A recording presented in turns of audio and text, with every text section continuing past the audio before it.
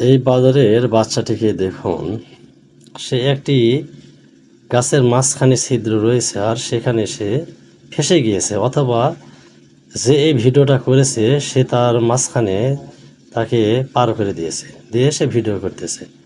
আসলে মনুষ্য জাতির সে একজন কলঙ্ক ব্যক্তি, কারণ প্রাণী নিয়ে এইভাবে খেলা করা তার উচিত না।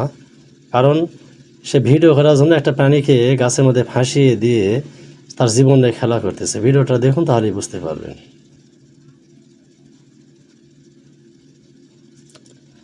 এবং ভিডিওটি ভালো লাগলে অন্যকে দেখার সুযোগ করে দিবেন এবং ফলো করবেন, লাইক কমেন্ট শেয়ার করবেন।